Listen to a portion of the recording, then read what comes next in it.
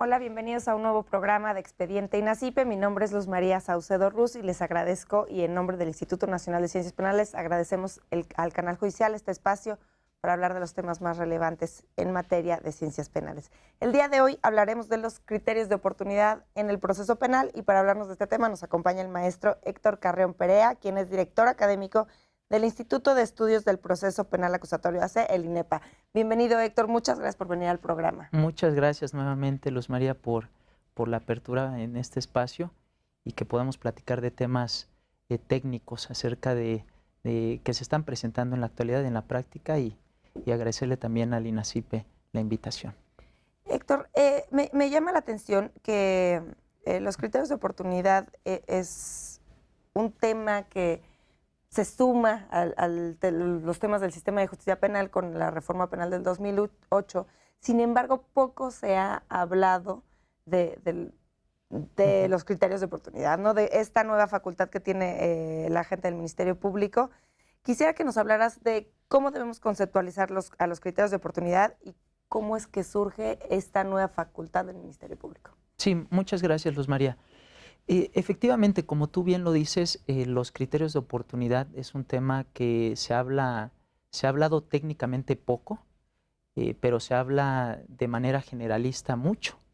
Sin embargo, a la fecha, desde el 2008 a la fecha, hay muy poca comprensión acerca de los alcances que tiene esta nueva institución procesal, que como tú bien lo mencionaste, se inserta en la reforma constitucional del 18 de junio del 2008.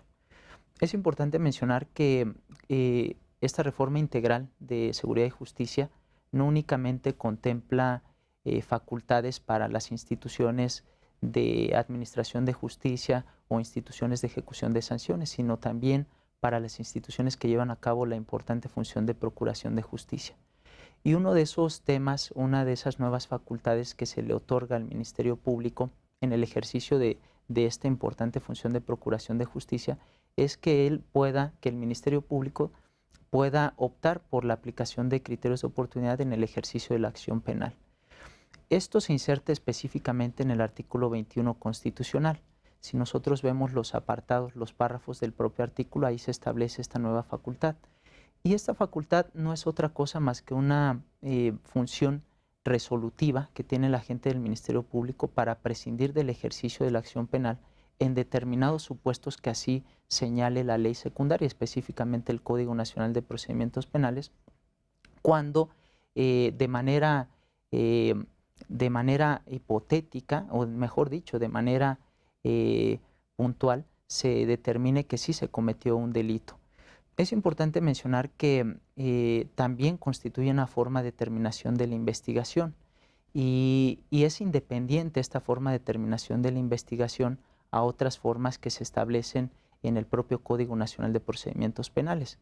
¿Cómo cuáles? Específicamente es independiente o es autónoma esta resolución al no ejercicio de la acción penal, a la facultad de abstenerse de investigar e incluso al archivo temporal que establecen pues el artículo 200, desde el artículo 253, 254 y 255.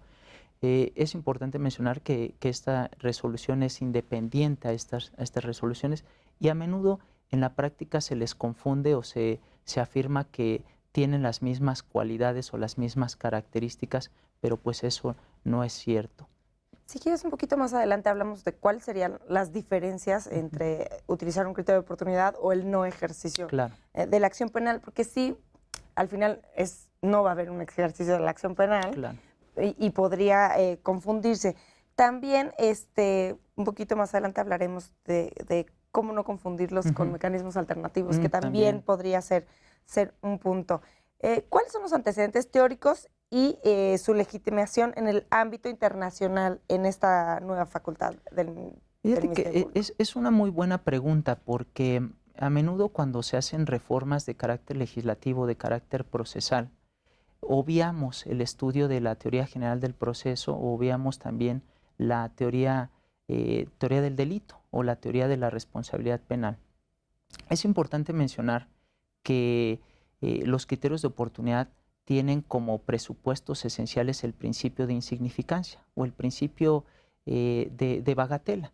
por el cual se establece que las autoridades solo pueden estar pendientes de las cosas que tienen importancia o que realmente tienen relevancia para el derecho. Y uno de los principios en los cuales abreva la conceptualización de los criterios de oportunidad es el principio de minima non cura et praetor. Como dirían en italiano, il giudice non cura le minime cosa. Es decir, las autoridades no están pendientes de las cosas sin importancia. Y este tipo de principios se vinieron planteando desde el derecho romano y actualmente vemos que tiene conceptualizaciones mucho más contemporáneas. Por ejemplo, si nosotros analizamos la obra de La metafísica de las costumbres de Immanuel Kant, se establece ya desde la teoría de la filosofía del derecho que el jus gratiandi o el derecho de gracia que mencionaba Immanuel Kant en su momento, que decía que en determinados casos, cuando había graves repercusiones o graves delitos en una sociedad, la propia autoridad podía tomar determinaciones de gracia en beneficio de una persona, independientemente de que esta persona hubiera cometido algún delito. Y posteriormente, si nosotros analizamos la teoría general del delito, la teoría del delito, nosotros podemos ver la obra, por ejemplo, de Hans Belzel, finalista, donde él acuñó también la teoría de la adecuación social. ¿Y qué decía la teoría de la adecuación social? Que hay conductas socialmente adecuadas que no necesariamente tienen que tener una repercusión en el mundo jurídico y no necesariamente, si bien inicialmente podían tener algunas características o elementos que se puedan orientar al propio juicio de tipicidad, pues no necesariamente la autoridad estaba obligada a darle continuidad a este tipo de análisis. Y en esta teoría de la adecuación social, que como vamos viendo de manera escalonada se va determinando el principio de insignificancia, Hans Belzel ponía ejemplos incluso hasta muy chuscos, en el sentido de que decía, bueno, a una persona le pueden arrancar un cabello y esa es una conducta lesiva, pero es una conducta socialmente adecuada, o el tráfico o la privación de la libertad en tráfico del transporte. Por ejemplo, si una persona se sube a un camión y él solicita que se haga la parada en una determinada esquina y el chofer no atiende esa solicitud, pues vemos que típicamente sería una conducta ilícita, pero socialmente adecuada, es decir, que no afecta gravemente el bien jurídico de la libertad. Entonces, este tipo de ejemplos ponía Hans Belzel para después desembocar en lo que ahora conocemos como el principio de insignificancia. Y es importante mencionar que en el ámbito internacional todos estos principios han sido retomados por diversos proyectos que no solo se han vertido en el ámbito regional, sino en el ámbito internacional.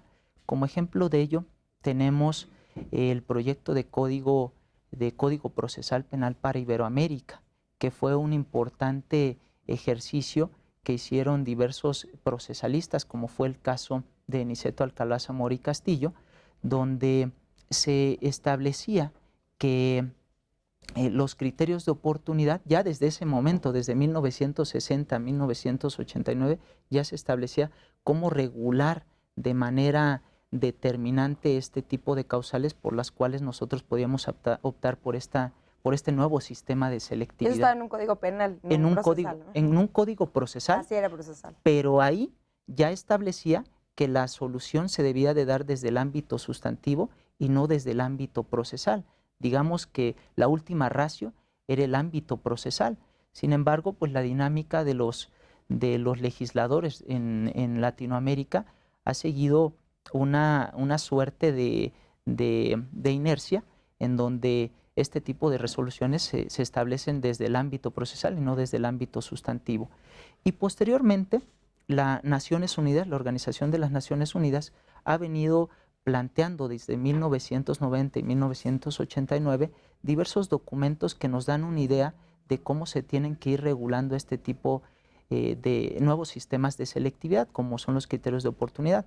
Ejemplo de ello lo vemos con el caso de las directrices sobre la función de los fiscales de la Organización de las Naciones Unidas, donde ya se establece de manera muy cuidadosa que este tipo de facultades resolutivas o discrecionales deben de normarse o regularse en los propios códigos procesales y en los propios códigos penales.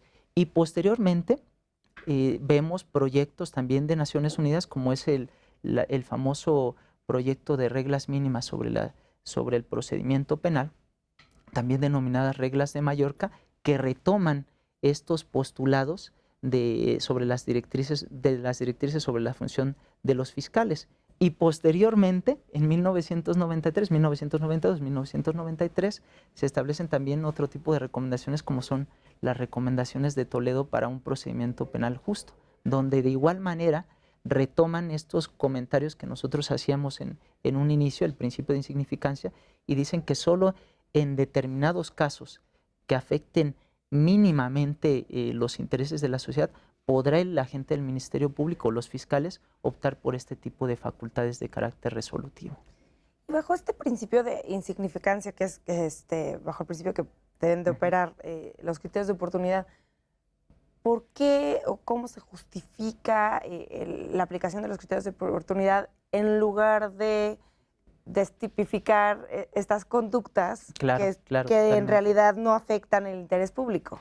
Es muy interesante porque esto va a la par de lo que habíamos comentado del modelo o proyecto de código modelo para Iberoamérica, porque ahí se establecía que las soluciones, como tú bien lo dices, la descriminalización sería la solución a este tipo de dificultades antes de recurrir a la discrecionalidad de una importante institución como es la del Ministerio Público, que sabemos que históricamente, debido a su cercanía en algunos casos, y como lo puede ser el Estado mexicano, su cercanía al Poder Ejecutivo o a determinada injerencia política, pues trae como consecuencia que muchas veces algunas resoluciones no las tome de manera objetiva.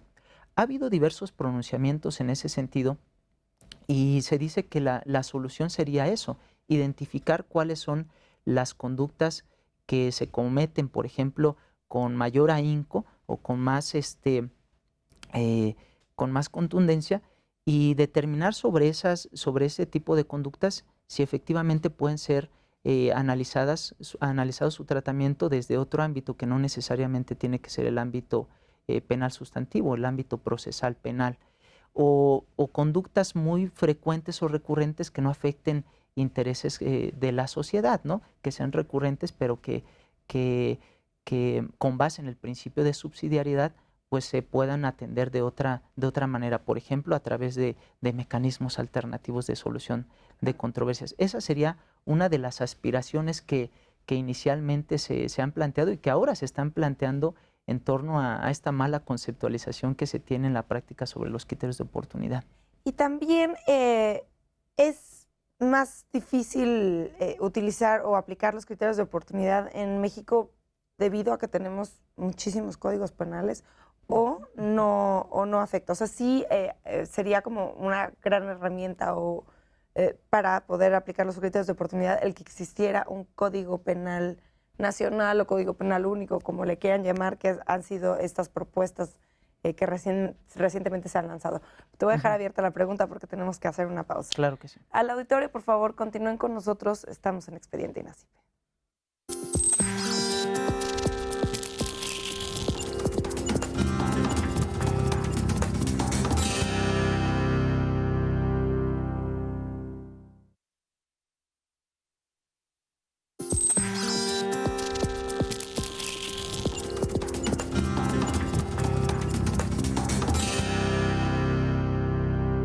Gracias por continuar con nosotros en Expediente INACIPE. Les recuerdo que pueden estar en contacto con nosotros a través de las redes sociales del canal judicial que aparecerán en sus pantallas a lo largo de nuestro programa y también en nuestro Twitter, que es @expediente_. Queremos saber sus comentarios y sugerencias acerca de los programas, especial de nuestro programa del día de hoy, que habla de los criterios de oportunidad en el proceso penal. Héctor, antes de irnos a la pausa, yo te dejaba abierta la pregunta de si es necesario o mejoraría la aplicación de criterios de oportunidad con la creación o la unificación de un código penal nacional o único. Sí, indudablemente, consideramos que todos estos esfuerzos que se han estado generando en torno a la unificación de diversas normas o normatividades de carácter secundario benefician y permiten homologar a los propios operadores sus criterios de aplicación.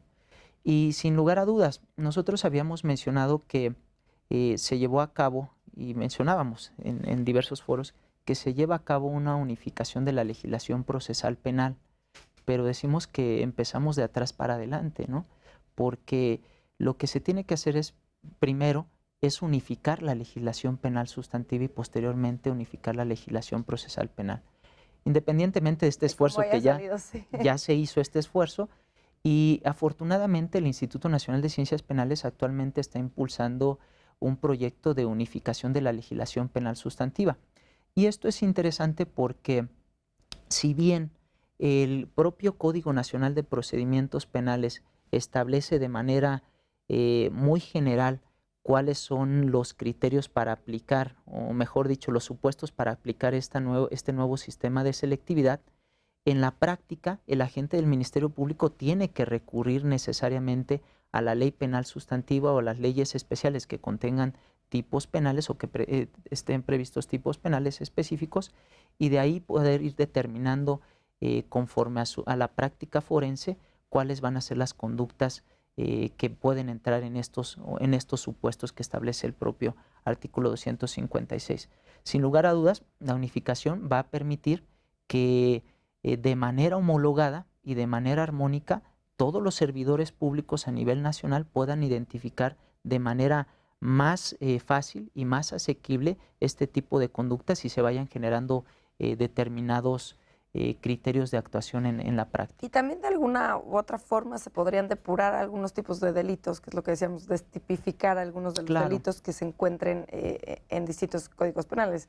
En unos programas recientes hablaba Alberto Nada de que en algún código estaba tipificado la vagancia, ¿no? Que eso ya no está. Pero, por ejemplo, habría que hacer una revisión exhaustiva y a lo mejor una depuración de tipos penales para Yo lograr creo que un código penal. Estoy convencido que este ejercicio que están haciendo los investigadores del INACIPE y que está haciendo la propia Procuraduría General de la República va a permitir que podamos darle cumplimiento a esa aspiración que ya decía Montero Aroca, procesalista español, que antes de darle más facultades de disponibilidad o de discrecionalidad a la propia autoridad ministerial, debería de revisarse a cabalidad la legislación penal sustantiva y determinar qué conductas pueden derogarse como tipos penales y qué conductas pueden incluso llevarse a cabo una revisión exhaustiva de la misma, ¿no? Claro. Héctor, ¿cómo se encuentran regulados los criterios de oportunidad en nuestra legislación procesal penal? O sea, ya hablábamos de que está en el Código Nacional de Procedimientos Penales, pero platícanos un poquito más. Sí, nosotros habíamos mencionado que inicialmente el principal fundamento constitucional es el artículo 21 constitucional. Ahí se establece la facultad que tiene el agente del Ministerio Público para prescindir del ejercicio de la acción penal en determinados supuestos. Sin embargo, sabemos que esta es la ley general, pero la ley secundaria ya lo comienza a regular, y lo comienza a regular en el propio artículo 256 del Código Nacional de Procedimientos Penales y también en los artículos donde se establecen las obligaciones del agente del Ministerio Público, donde nuevamente de manera muy puntual se dice el Ministerio Público podrá optar por criterios de oportunidad en el ejercicio de la acción penal. Y algo muy importante que no debemos perder de vista: el propio artículo 256 establece los supuestos de aplicación, pero también... ¿7? En este momento son 5. 5. Pero establece la posibilidad, o mejor dicho, establece la obligación de que las propias fiscalías o las propias procuradurías puedan llevar a cabo la emisión de lineamientos para la aplicación. Es decir, que no se aplican de manera directa conforme a la interpretación que nosotros hagamos del propio artículo 256, sino que las propias procuradurías deben de emitir sus propios lineamientos, sus acuerdos, que tengan una plena correspondencia con estos supuestos. Y esto ya existe, ya están. Ya existe. Las procuradurías estatales y la Procuraduría General de la República tienen estos lineamientos. Ya tienen estos lineamientos. Es muy interesante porque todo este planteamiento comienza a hacerse a partir del año 2016, donde curiosamente a nivel federal, porque a nivel federal recordemos que inicia la implementación del Código Nacional de Procedimientos Penales en noviembre del 2014 y de noviembre de 2014 a enero del 2016 no se había establecido un acuerdo en la Procuraduría General de la República. Entonces, ahí... ¿Y sí se habían utilizado criterios de oportunidad? Lo curioso es que derivado de los estudios que hemos realizado, sí se llevaba a cabo la aplicación de criterios de oportunidad de manera directa, sin tener lineamientos. Y eso evidentemente generaba o pudo haber generado, en el peor de los casos, alguna discrecionalidad irregular por parte de los agentes del Ministerio Público, no solo en el ámbito federal, sino muy probablemente en el ámbito estatal. A nivel federal se han establecido, curiosamente, tres acuerdos de 2016, de enero de 2016 a noviembre de 2017, 3 acuerdos. Son muchísimos acuerdos. ¿Y por qué se da esta situación? Por la falta de certeza, por la falta de análisis. Pero se van sustituyendo, se van modificando. Se modifica y posteriormente se modifican por irregularidades que se plantean desde el ámbito normativo y que traen consigo como consecuencias una discrecionalidad mayor, ¿no? Y justo decías eso, era para evitar estos lineamientos y estos acuerdos que deben de elaborar o presentar las procuradurías o que ya lo hicieron, son para evitar discrecionalidad. Pero en realidad la aplicación de los criterios de oportunidad es discrecionalidad total. Para el agente del Ministerio Público. Por eso nosotros mencionábamos que es importante que siempre las instituciones de procuración de justicia estén pendientes de cuáles son los presupuestos esenciales de estas nuevas facultades. Y recordaremos que en 1999 la Asociación Internacional de Fiscales, que por cierto desconocida hasta hoy el importante trabajo que hace esta asociación, en abril de 1999 impulsó una declaración sobre derechos y deberes fundamentales de los ministerios públicos y de los fiscales, y que se adoptan por Naciones Unidas hasta 2008. Ahí se establecía en este documento tan importante para los fiscales y para los ministerios públicos que este tipo de facultades es una facultad tan sensible, tan importante, que debe estar debidamente regulada en cada uno de los aspectos o supuestos normativos que establezca cada procuraduría. No debemos perder de vista también que la propia Conferencia Nacional de Procuración de Justicia ya emitió lineamientos para que todas las procuradurías puedan homologar, replicarlo. Sí. Y lo cierto es que este documento se emitió directamente en la Procuraduría General de la República y es quien está pues dirigiendo estos esfuerzos que consideramos pueden ser mucho más amplios.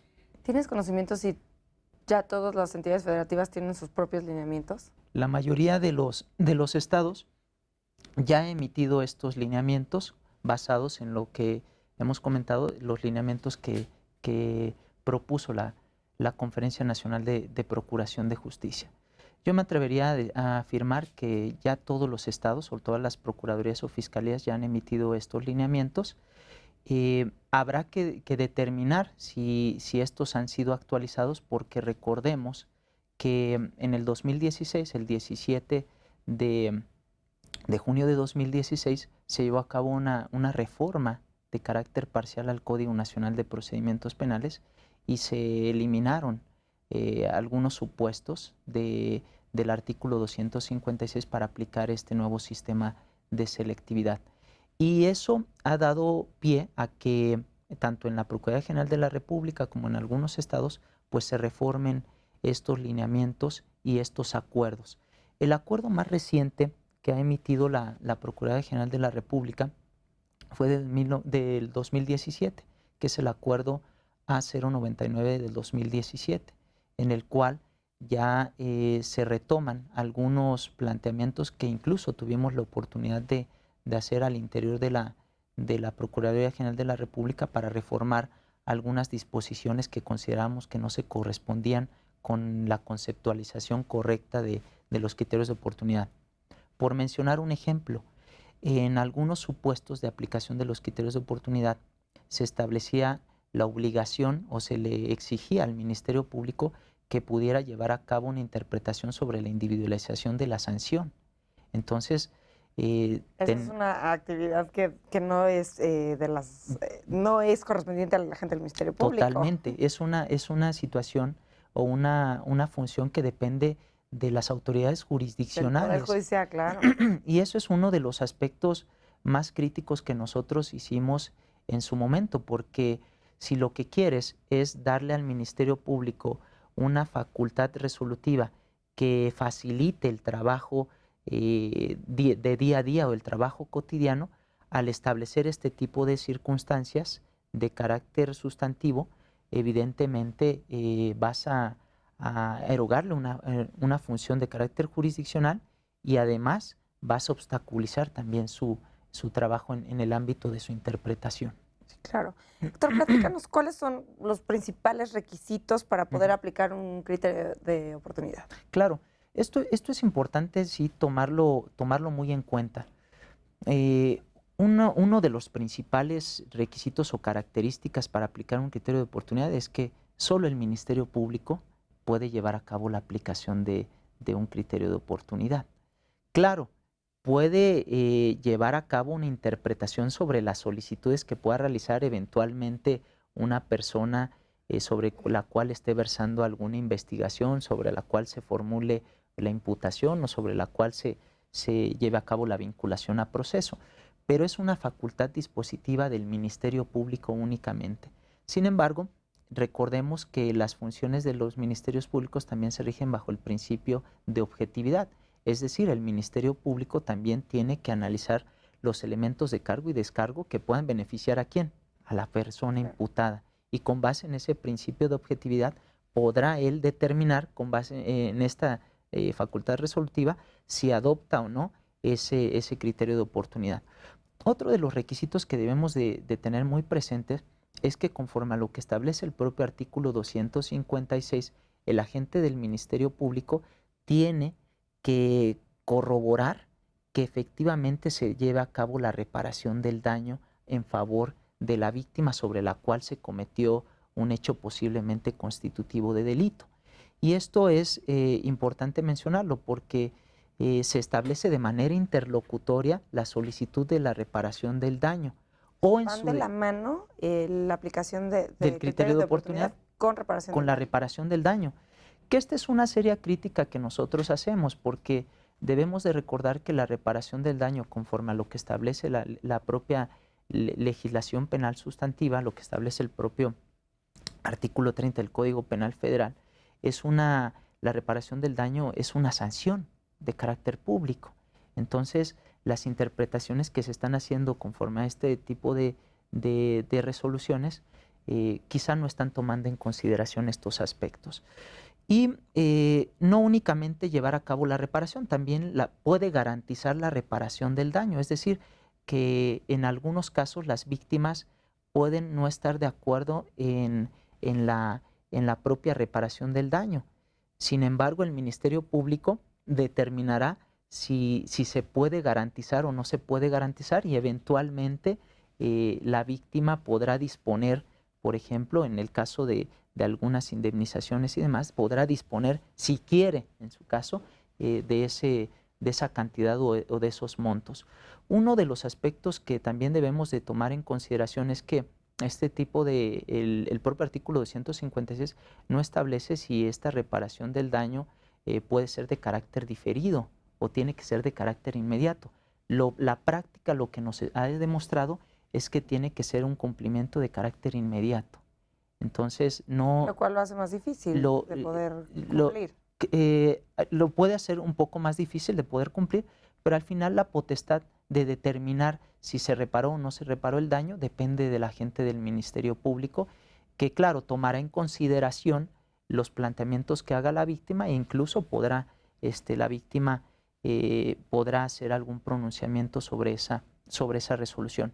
¿En qué momento del proceso se pueden aplicar los criterios de oportunidad? Sí, hacemos un paréntesis en este sentido y qué bueno que lo preguntas, porque ese es otro de los requisitos. El agente del Ministerio Público debe de determinar en qué momento procesal va a aplicar esta nueva facultad resolutiva. Conforme a lo que establece el Código Nacional, esta facultad resolutiva puede aplicarse durante la fase de investigación inicial y durante la fase de investigación complementaria, pero también se establece de manera muy irregular desde nuestro punto de vista que el agente del Ministerio Público pueda optar por la aplicación durante la etapa intermedia, es decir, antes que se dicte el auto de apertura a juicio. ¿Y por qué hacemos esta crítica en ese sentido? Porque si nosotros en un inicio habíamos comentado que los criterios de oportunidad es una facultad resolutiva que tiene por objeto prescindir del ejercicio de la acción penal, conforme a lo que establece el propio Código Nacional, pues el ejercicio de la acción penal se concretiza, como lo establece el artículo 135, se concretiza en el momento en que el Ministerio Público formula la acusación. Claro. Entonces, ¿por qué el Ministerio Público va a optar por la aplicación del criterio de oportunidad después a la formulación de la acusación, es decir, después de que se llevó a cabo el ejercicio de la acción penal, si lo que se pretende es prescindir precisamente de ese ejercicio de la acción penal? Claro. Y ese es uno de los aspectos de política criminal que se deberían de retomar en los propios acuerdos. Oye, si yo tengo la posibilidad tengo todos los elementos necesarios, ya llevé a cabo un juicio de tipicidad, ya llevé a cabo un juicio de culpabilidad hasta cierto punto de manera general y un juicio de la antijuricidad, pues entonces, ¿por qué tengo que trascender o por qué tiene que trascender esta resolución más allá? Que a la postre puede generar incluso serias dudas sobre la objetividad que está planteando el agente del Ministerio Público, ¿no? Claro. ¿Algún otro requisito que no hayamos mencionado? Sí, de manera muy puntual, que el agente del Ministerio Público verifique que sí se cometió un delito. Y esto es uno de los aspectos fundamentales. El agente del Ministerio Público, para aplicar el criterio de oportunidad o esta facultad resolutiva, debe de verificar que sí se cometió un delito. Y al verificar que sí se cometió un delito, ¿cómo lo verifica? Pues lleva a cabo un juicio de tipicidad. Es decir, verifica la concretización de cada uno de todos los elementos que conforman al tipo penal. Verifica que esa conducta que se le pone en su conocimiento es una conducta típica, es decir, se concretaron los elementos objetivos descriptivos, subjetivos distintos al dolo y aquellos elementos de carácter normativo si el tipo penal así lo requiere. Y también verificar de manera muy puntual que no se haya actualizado una causa de justificación y también que no se haya actualizado una causa de inculpabilidad, lo que viene a reforzar el trabajo, esa seria disquisición que realiza el agente del Ministerio Público para poder determinar esta facultad resolutiva. Eso es importantísimo. Y eso trae como consecuencia que nosotros podamos ya determinar cuál es la diferencia entre el criterio de oportunidad y otro tipo de facultades o de formas de determinación de la investigación, como puede ser el no ejercicio de la acción penal. Claro. Si no existe delito, si lleva a cabo estos juicios y no existe delito, pues no va a optar por el criterio de oportunidad. ¿Por qué va a optar? Por el no ejercicio de la acción penal. Claro. Porque se actualizó una causa de sobreseimiento, quizá que establece el propio Código Nacional de Procedimientos Penales. Y esa es una distinción fundamental porque hemos observado que en la práctica, cuando llevamos a cabo los análisis de las resoluciones de criterio de oportunidad, vemos que los agentes del Ministerio Público determinan el criterio de oportunidad pero para reforzar esta resolución, para que no quede lugar a dudas de que lo hicieron bien, aparte de hacen una interpretación sobre el no ejercicio de la acción penal. Entonces dices, es totalmente contradictorio lo que están haciendo. O aplicas un criterio de oportunidad o aplicas el no ejercicio de la acción penal. Héctor, pues yo quisiera que nos platicaras cómo está funcionando la aplicación de los criterios de oportunidad en el sistema de justicia penal en México. Tenemos que hacer una pausa, pero quisiera que nos hablaras de cómo están funcionando. Claro que sí. Al auditorio, por favor, continúen con nosotros. Estamos en Expediente INACIPE.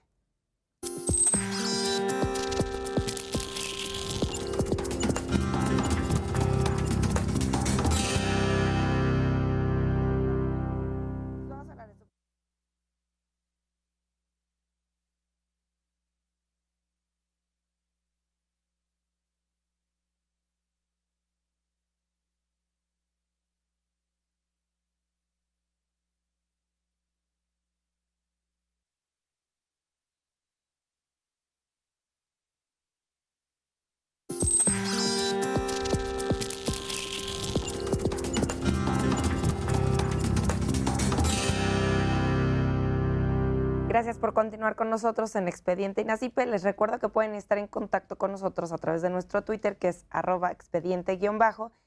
Queremos saber sus comentarios y sugerencias acerca de nuestros programas. También, si te perdiste algún programa de Expediente INACIPE, te invitamos a suscribirte a nuestro canal de YouTube, que con el nombre Expediente INACIPE. El día de hoy estamos hablando de los criterios de oportunidad en el proceso penal con Héctor Carrión. Héctor, antes de irnos a la pausa, dejaba abierta la pregunta de cómo están funcionando. Tú ya nos hablabas de algunas malas prácticas de los agentes del Ministerio Público que reforzaban su aplicación de criterios de oportunidad con también el no ejercicio de la acción penal.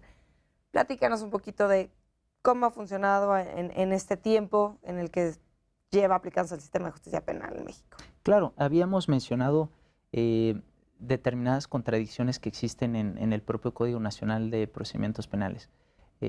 Nada más para hacer una recapitulación, habíamos mencionado que conforme el propio artículo 335 pues establece que se perfecciona el ejercicio de la acción penal, pero los agentes del Ministerio Público tienen la posibilidad de aplicar los criterios durante la etapa intermedia, que esa es una situación que debe de analizarse en los propios acuerdos normativos que se generen por parte de las instituciones. Uno de los aspectos que nosotros hemos observado en la práctica es que si se establece como requisito que debe de haber reparación del daño a la víctima, en algunos casos, sabemos, a nivel federal, existen delitos de carácter que afectan bienes jurídicos de carácter difuso, es decir, donde los bienes jurídicos que se afectan pues son la salud pública, la seguridad pública, la seguridad de la nación, y en ese tipo de delitos el cuestionamiento es ¿y quién va a exigir la reparación del daño para este tipo de conductas? Y eso es una de las prácticas en las que están incurriendo los propios agentes del Ministerio Público, porque en delitos, por ejemplo, donde se estén investigando la aportación de arma de fuegos de uso exclusivo del ejército o la aportación de estupefacientes y tú quieras aplicar un criterio de oportunidad, pues ¿a quién le vas a exigir la reparación del daño? ¿Pero aplicaría un criterio de oportunidad para aportación de...? Desde nuestro punto de vista, no, pero sí se está haciendo. Y esa es una de las prácticas recurrentes en las que están incurriendo los agentes del Ministerio Público al no analizar este tipo de requisitos que establecen el propio artículo 256. Y ahí, volvemos al tema de discrecionalidad. O sea, totalmente. ¿No existe un catálogo de delitos que te digan que pueden ser...? Claro, no existe. No existe porque ya es una determinación que hará el Ministerio Público con base en el análisis de las conductas en concreto.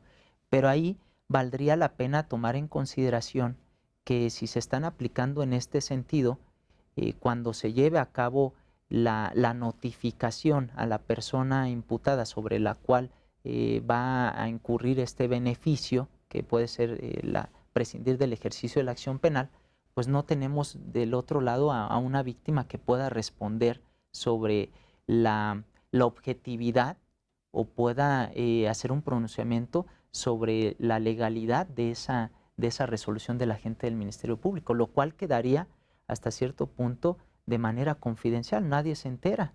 Claro. Y no hay un control de legalidad hasta cierto punto por parte de una persona que pueda tener la calidad de víctima sobre esa determinación. Aprovechando que estamos hablando de la víctima, ¿cómo hacer para que la aplicación de criterios de oportunidad por parte de la gente del Ministerio Público no haga sentir a la víctima o al denunciante que no se está haciendo justicia, cosa que no se está aplicando o perder la confianza en el sistema de justicia? O sea, ¿cómo explicárselo?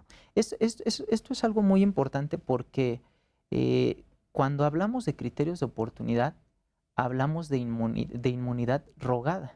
O sea, es una inmunidad deseada, por así decirlo, por parte del Estado. El Estado está asumiendo que no va a darle cumplimiento a una de sus finalidades, que es garantizar, por ejemplo, el derecho a la verdad o garantizar que esa pretensión punitiva se concrete sobre una persona que cometió un delito. Lo que nosotros hemos comentado con los agentes del Ministerio Público es que lleven a cabo una interpretación muy puntual del artículo 256, donde se establece el tema de la reparación del daño. Y ese tema de la reparación del daño es importante porque conforme a lo que establece el artículo 30 del Código Penal Federal, la reparación del daño no nada más es de carácter económico, sino establece determinados supuestos donde puede hacerse una reparación del daño de carácter integral. Y otro de los aspectos es que antes de tomar una determinación, como pudiera ser el caso de los criterios de oportunidad, los agentes del Ministerio Público tienen la obligación de hacer valer, por ejemplo, mecanismos alternativos de solución de controversias o las soluciones alternas, que las soluciones alternas se hacen valer a través de los mecanismos alternativos que establece la ley nacional. Y si nosotros analizamos los supuestos que establece el propio Código Nacional de Procedimientos Penales, donde se establece, por ejemplo, una causal de que podrá aplicarse criterios de oportunidad por delitos de carácter cuya comisión pueda ser culposa, conforme a lo que establece el principio de numerus clausus, pues vemos que ese tipo de delitos bien pueden resolverse a través de soluciones alternas, como puede ser el acuerdo reparatorio, y no necesariamente delegarle al Ministerio Público una facultad de disponibilidad que eventualmente pueda no ser objetiva. Entonces esas son algunas situaciones que nosotros tenemos que ir analizando de manera muy puntual. Y también el tema de las excepciones que tiene que... Justo es la siguiente pregunta. ¿Cuáles son las excepciones para poder aplicarlos? El propio artículo 256 establece diversas excepciones. Por ejemplo, que el agente del Ministerio Público no podrá aplicar criterios de oportunidad cuando se trate de delitos que afecten el libre desarrollo de la personalidad, cuando se trate de delitos relacionados con violencia familiar, delitos de carácter fiscal y aquellos que afecten gravemente el interés público. Que este último concepto es un concepto totalmente ambiguo, totalmente abstracto y dependerá, diría el doctor Sergio García Ramírez, dependerá de los tribunales supremos que puedan ir determinando en cada caso concreto en qué debe de entenderse, por ejemplo, por graves afectaciones al interés público. Porque, por ejemplo, estaba viendo que estos criterios de oportunidad pueden aplicarse para delitos como peculado, como enriquecimiento ilícito. O sea, no existe también como un límite de máximo o mínimo de montos por los que se haya cometido el delito. Se establecen en cada uno de los supuestos del artículo 256 cuáles son los parámetros para la aplicación de esta facultad resolutiva. Pero es interesante lo que tú preguntas porque si nosotros decimos que una de las causales que excluyen la aplicación, por ejemplo, de los criterios de oportunidad puede ser el libre desarrollo de la personalidad, delitos que afecten el libre desarrollo de la personalidad, hasta cierto punto es congruente o incongruente el propio código, porque por una parte tenemos la Ley Federal contra la Delincuencia Organizada y en su artículo 35 establece que el agente del Ministerio Público de la Federación podrá apoyarse en la aplicación de criterios de oportunidad para llevar a cabo la consecución de una investigación, lo que llamaríamos la famosa inmunidad transaccional. Y por una parte el artículo 156 te dice, no puedes aplicarlo en delitos que afecten el libre desarrollo de la personalidad, pero por otra parte la ley federal te dice, puedes apoyarte en criterios de oportunidad para investigar, por ejemplo, delitos de trata de personas, para investigar delitos que afecten gravemente, se contradicen. Y esa es una situación que debemos de ver de manera muy particular y hacer un análisis a la gente del Ministerio Público, ahora que se están integrando nuevos criterios como es la perspectiva de género, que analice a cabalidad las recomendaciones que establece, por ejemplo, el mecanismo de seguimiento de la Convención Belém do Pará, donde se establece que los servidores públicos no podrán aplicar criterios de oportunidad y mecanismos alternativos de solución de controversias en delitos donde se afecten este tipo de bienes jurídicos. Y el caso de la violencia familiar, que antes mal llamada violencia intrafamiliar, de igual manera, verificar que la violencia, tener presente que la violencia familiar es solo una modalidad de violencia, por ejemplo, cometida en contra de las mujeres, como le establece la Ley General de Acceso a una Vida Libre de Violencia por parte de las mujeres, ¿no? Claro, también se aplican criterios de oportunidad cuando la persona imputada coopera o da información para resolver o para investigar un delito mayor, ¿no? Sí, es lo que en algunos países se le ha llamado a esta causal, la causal del testigo de la corona, el testigo protegido, el testigo colaborador. Nosotros consideramos que debemos de llamarle de otra manera y de manera muy puntual, derivado de la investigación que he realizado, hemos optado por llamarle inmunidad transaccional. ¿Por qué le llamamos inmunidad transaccional?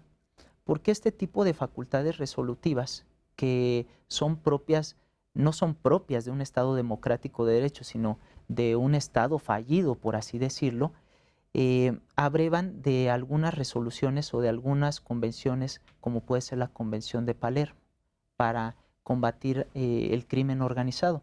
Ahí se establece de manera muy puntual dos herramientas: la mitigación de la pena, la solicitud de mitigación de la pena, o en su defecto la inmunidad judicial, que sería un recurso de última ratio essendi, no necesariamente la regla. Y este tipo de situaciones quizá muestra de manera más puntual lo que llamaríamos esta inmunidad deseada por parte del Estado. Se da ante la incapacidad del Estado para poder responder de manera cabal a las investigaciones. Y nosotros debemos de recordar que previo a la reforma o a la adopción de la Convención de Palermo, nosotros ya habíamos hecho, el Estado mexicano, habíamos asumido compromisos muy interesantes con base en la implementación de la Ley Federal contra la Delincuencia Organizada. Y ya habíamos establecido medidas de colaboración, pero esas medidas de colaboración no tenían por objeto la inmunidad, es decir, en beneficio de la persona que colabora en el caso concreto con las autoridades ministeriales, sino solo la solicitud de mitigación de la pena, de los cargos, en este caso de la pena, y también mitigación de la sanción ya impuesta, que son los aspectos que debemos de ir analizando en el propio artículo 35 de la Ley Federal contra la Delincuencia Organizada. Claro. Quisiera que me platicaras desde tu perspectiva cuáles han sido los beneficios o cuál ha sido la utilidad de la aplicación por parte de la gente del Ministerio Público de los criterios de oportunidad.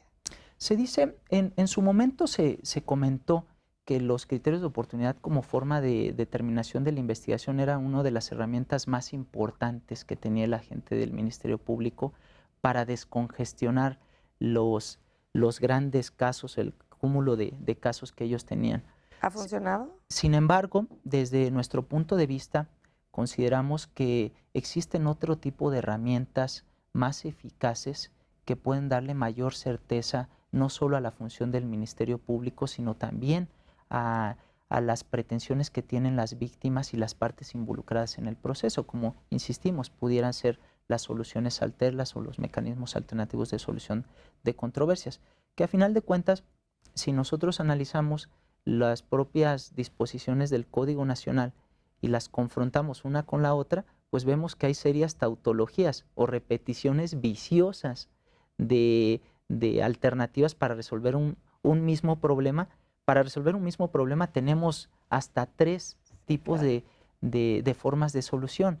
Entonces, si estamos entrando a una dinámica mucho más de pacificación, a una dinámica donde el derecho procesal penal o el derecho penal es la última ratio essendi, pues debemos utilizar este tipo de medidas. Se ha utilizado poco, te lo comparto, se ha utilizado poco este tipo de resolución. Entonces, no ha ayudado a despresurizar el sistema. No ha ayudado a despresurizar el sistema como se planteó en un primer momento, porque esa no era la facultad no eran los propósitos de este tipo de resoluciones, y consideramos que de esas 6 causales que establece el propio artículo 256, a lo sumo deberían nada más subsistir 2 por las serias malas interpretaciones que ha hecho el legislador sobre esto y sobre todo para potencializar otro tipo de soluciones por parte que establece el propio procedimiento penal. Nos queda un minutito y me gustaría que me dijeras entonces qué ajustes se deberían de hacer y en dónde. O sea, tendría que haber una reforma a la legislación. Forzosamente tiene que haber una reforma a la legislación, sería lo deseable. Desde mi punto de vista, solo establecer como causales conforme a la ratio legis de la propia reforma constitucional del 18 de junio del 2008, establecer que los criterios de oportunidad solo se establezcan por criterios de racionalidad económica, porque así se establecieron en la ratio legis de la reforma constitucional al artículo 21. Y también establecer que los agentes del Ministerio Público fundamenten y motiven debidamente sus resoluciones, y esto lo hagan conforme a los propios lineamientos que se establecen, y que sean críticos también en sus funciones. Y otro tipo de disposiciones que establece o causales que establece el propio Código Nacional, como pudiera ser la pena innecesaria, que ese tipo de soluciones ya están brindadas desde el ámbito penal sustantivo, pero queremos darle otra visión, siempre queremos darle visiones procesales a este tipo de soluciones que ya están previstas de manera previa en la legislación penal sustantiva y que pueden optarse ahí sí, poder utilizar otro tipo de resoluciones como puede ser el no ejercicio de la acción penal al actualizarse una causal de sobreseimiento. Son muchísimas dudas, quedan seguramente muchísimas dudas al respecto, pero ya tendremos oportunidad de hablar de esos temas, Luz María. Sí, maestro Héctor Carreón Perea, te agradecemos muchísimo que hayas venido a platicarnos de cómo están funcionando y de qué son estos criterios de oportunidad, que pocas veces el tema se ha tratado a fondo y de una forma técnica como tú nos estás platicando. Te agradezco muchísimo en nombre del INACIPE. Muchas gracias, Luz María, y también agradecerle al INACIPE, y esperemos que la función de los fiscales y de los ministerios públicos día a día se vaya teniendo un carácter mucho más objetivo en su desempeño. Pues esperemos que así sea. Al auditorio les agradezco que nos hayan acompañado el día de hoy y los invito a que nos acompañen la próxima semana en otro programa de Expediente INACIPE.